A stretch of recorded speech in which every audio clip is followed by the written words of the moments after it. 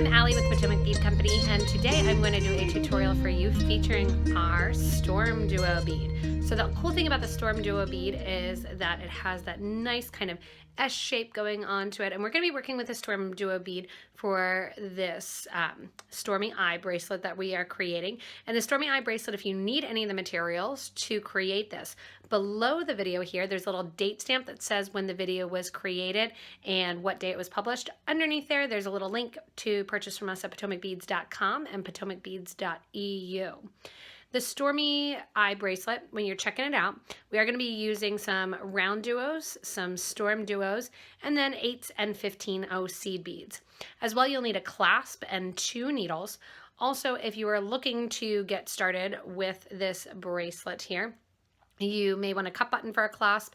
We are going to be learning during this bracelet how to work with these 2-hole StormDuos, how to work and learn the curve of them. We're going to learn how to put on our clasp and also how to reinforce that clasp, as well as kind of going up and back down the project. So go ahead and gather your materials. Again, they're underneath the video for you, and get ready to get started with me making this Stormy Eye bracelet. So to begin my Stormy Eye bracelet, I have a button here, and this is a table cut cup button that we got when we were in the Czech Republic, along with my StormDuos, my RounDuos, 15s and 8s. The 15s and the 8s are going to accent the design of that eye as we create and continue up. On 2 needles, I have a 5-foot piece of Wildfire 0.006 thread. To begin, I want you to take your right needle and put on a 15, 8, 15. Both needles now, we're going to put the button on by going through the 2 holes of the button, both going towards the back of the button. Coming out the back of the button then with both the right and the left needle. A lot of times when you're working with 2 needles, whatever the needle does on the right, the needle on the left is also going to do. And this bracelet is no exception to that. So we have on 2 of our 11s, 2 of our 15s. We are going to take 1 8, and I want you to crisscross your thread through there. 1 needle through the right to left and 1 from left to right. From there, again, I'm going to get some 15s on there just to begin. And I want 2 15s just like we previously put on. That is going to establish the end. Every time I put on a button, I do like to bring it into a V, so that way when you get your loop around your button, it sits nicer on the bracelet, rather than bringing back 2 pieces at a time. If you have a regular clasp, a clasp garden clasp, a push, a lobster, you would want to use a wire guard and attach the clasp here as well. So currently I only have 1 strand of thread going through the actual ending of the bracelet, and this you always want to double and actually make sure that it is a little bit more secure and get another strand on. So this is the desired design that we're going to come out the back with. What I'm going to do is actually take these last 2 beads that I put on the right side.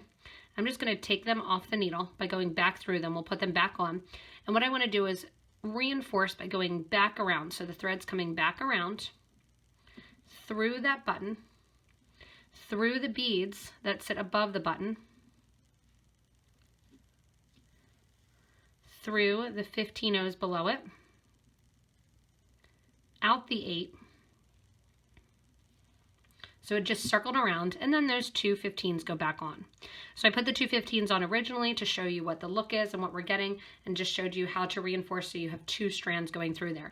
If you want to, you can do the same thing with the other side. So after you're coming out the 8, go back through the cup button or the button with both threads, and then continue on. Now we get into the design with our iris duos. If you have not worked with iris duos before, they have a curvature to them. So they're flat on both sides, and they are 4x7 millimeter. And when you're looking at them, they almost look like they are a wave, or that they're kind of like they're swimming. So there's going to be 2 ways to kind of talk about these. I'm going to refer to it as the tail up or the tail facing down. So you can see when I'm looking at it here that I have the tail on my needle, that the tail is facing down. If I switch it, the tail is going to be facing up. For this design, you are going to be doing everything with the right needle that you are doing with the left needle. We're going to begin with the right needle, adding on our 8 StormDuo, RounDuo, StormDuo, and then we're going to kind of be circling along the project, running up through the project with our right and our left needle.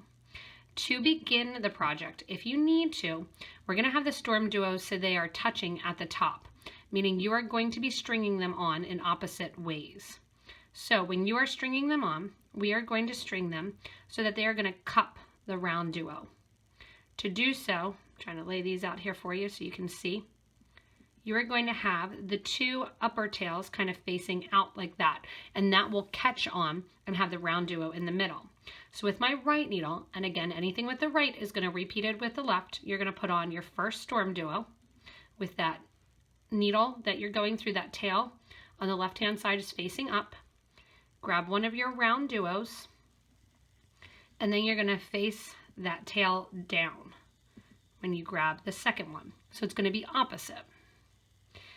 If you put it on your needle and they're not sitting, that they're touching on the top and they're pushing away from one another, just take it out and re-put it on through the other way.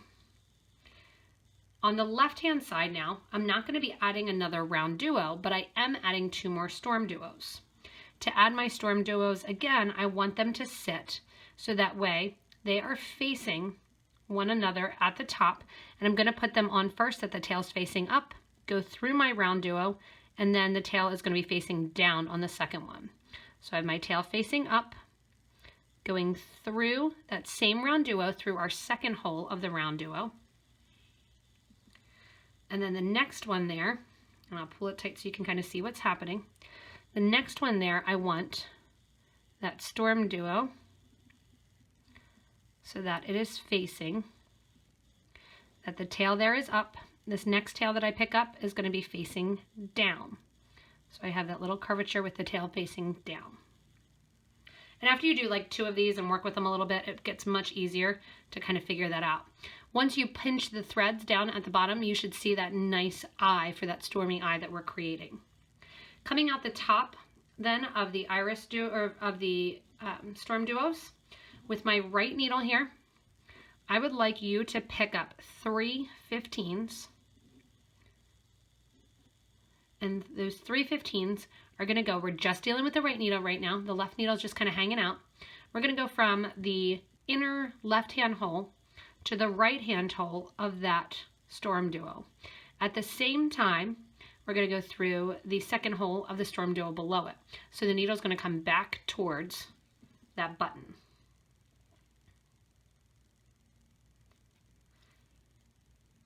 And as I do that and bring it back through the button, and not get my threads twisted here, untwist them for you.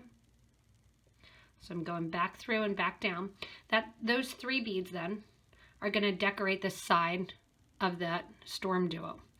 3 more beads are going to go on to the needle, and then we're going to go back through the whole thing. So we're going to go back through that inner hole, the left-hand hole of the StormDuo, the RounDuo, and then back through the StormDuo. And that circles around. I want you to give a nice tight pull because you don't want to see any extra thread in there. And then we're going to repeat with the left-hand side. So the left-hand side is going to repeat that same exact step. 3 15s go on, down the extra holes.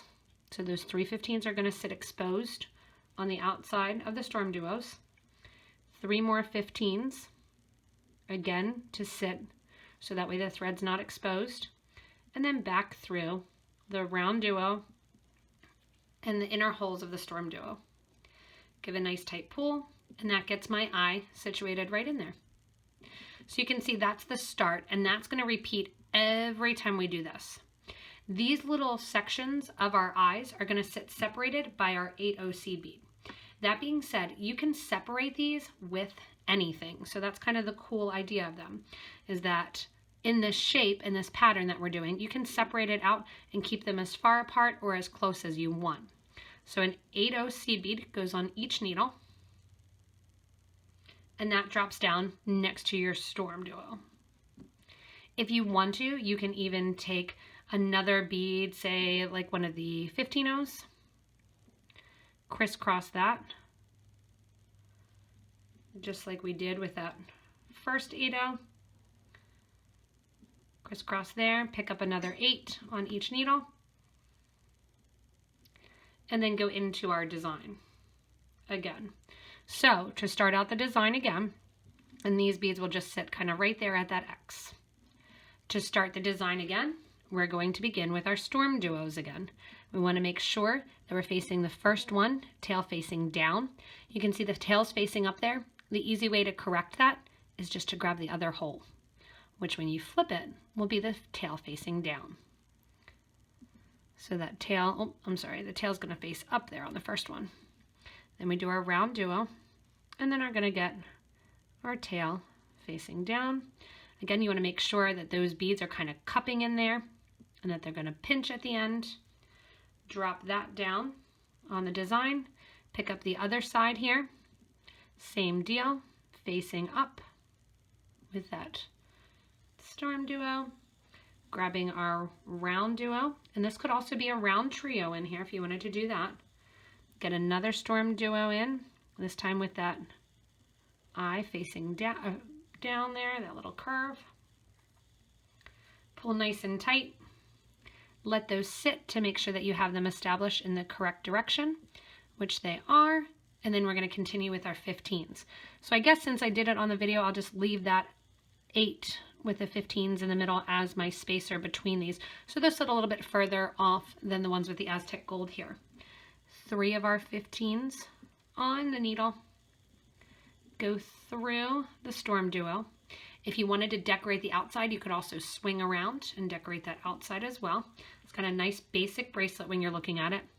Again, we have 3 more that go on and then go through the bottom here. So the 8-0s that are below, we're just pretty much ignoring. They're just literally working out as spacers, going through that inner hole of the storm duo, round duo, and then the storm duo, and pulling that tight on the right. Now again, we're going to pick up our left needle. And those of you that do not like to do 2 needles, you can do all the right side and then come down with the left side with that same needle. So you could just build one side and then come down and build the other side if you do not feel comfortable working with 2 needles. I like the 2 needles because I think it makes it very easy to teach beginners, as well as to put that clasp on right away and be finished with the project quicker. So on go the next 15s at the bottom of that storm duo, through the round duo, the storm duo, and the other storm duo, and then out the top. And there we have our next little eye in place. So I'm going to keep going with this design and create and add in here the beads in the middle, and then on to our next portion of our Stormy Eye. So as I continue to build my eyes in here, you want to make sure each line, I just wanted to kind of stop and show you that Xing effect. And also each line, you want to make sure after each eye to kind of give a nice tight pull on your thread. This thread and this design will also work with thicker wildfire or wireline as well, that you could use the 0.008 or the 12 pound if you did want to use a thicker cording. Sometimes you have those thicker cording and you're not sure what to use for them. This would work for that design as well. So again, just continuing up, building on those eyes as you're working with them and circling back around, giving a nice tight pull. So I have 12 eyes done with that cupping effect. If you're having trouble kind of keeping track of your storm duos, think of them as really cupping along the round duo. So you want that bottom one cupping in and the top one cupping in. And what we're going to do as we come out of, I have 12 of those eyes. So I'm coming out of 12 of the eyes. And remember, I did that kind of crisscross in the middle with the 15 O's. So if you are doing them closer together, you may end up more with like 13 or 14. And coming out the end, just like we did here, I like to crisscross and make a nice section for my loop to start as well. So I don't want my loop to start wide. I like to make it start in a narrow area, which is going to make that stay on better. So just like we done on the other side, we're going to take 2 15s on both the right and the left needle. We're going to take an 8-0, crisscross through that 8-0, one needle from right to left, and the other from left to right.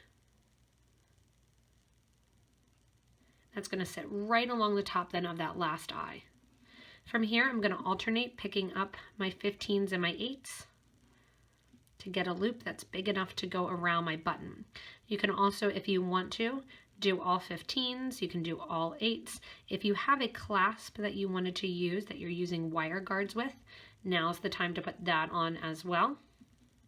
And if you want to, you can also just do 15s here, come around a second row like a peyote stitch and do the 8s on the peyote stitch.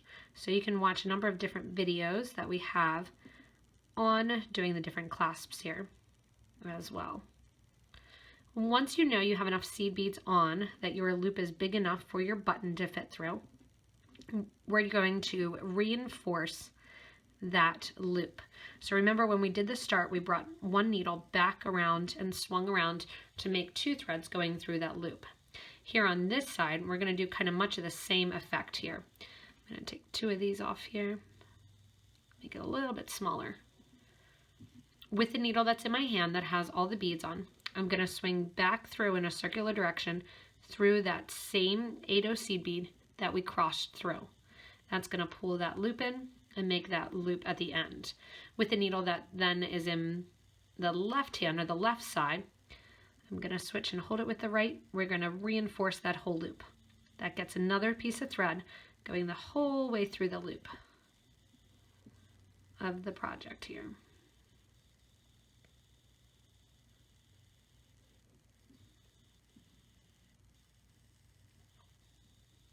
Coming down, then I'm going to bring that thread and needle out the opposite direction, doing a little crisscross there. My very last step is going to be getting the threads to the same side in order to tie a knot and complete the project. If you want to, you can bring the thread down all the way through your RounDuo, then back up the RounDuo and bring it off on this side. Since I have this thread in my hand, I'm just going to go one more time around the loop. And then rather than going through the 8 that sits as the connector, I'm just going to tie the thread right next to it. Because I'm using the green wildfire and I have those turquoisey green beads, that matte emerald AB bead, you will not see the knot at all. If you have a darker thread or a lighter thread, you don't want to see that knot, you can take it down like I said and make it so that it gets hidden almost behind that 8/0. I'm just going to take my 2 threads then, give a nice tight knot, right over left and then left over right. If you want to, a lot of people will like to sew those threads, especially because we have both needles on. They'll want to sew those threads further down in the project so that way when they have their clasp on, it's not sitting right next to there. I'm simply going to take my thread zap or my thread burner, which I think is an essential tool, hold down that needle, burn the ends of the threads down, and then just that little tail that's left, we're going to take that thread burner and burn those down flush.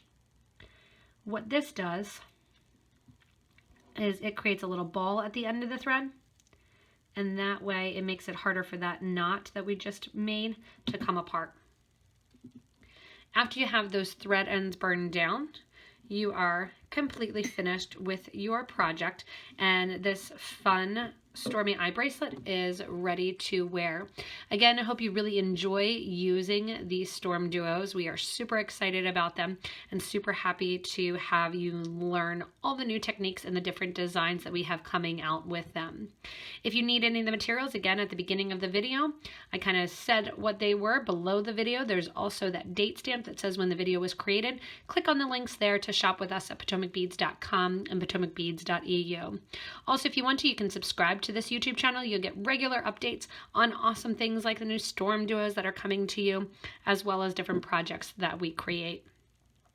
Also, keep track of us on social media if you get a chance, and check out our Facebook and Instagram feeds, and check out all the awesome things that we have going on for you guys.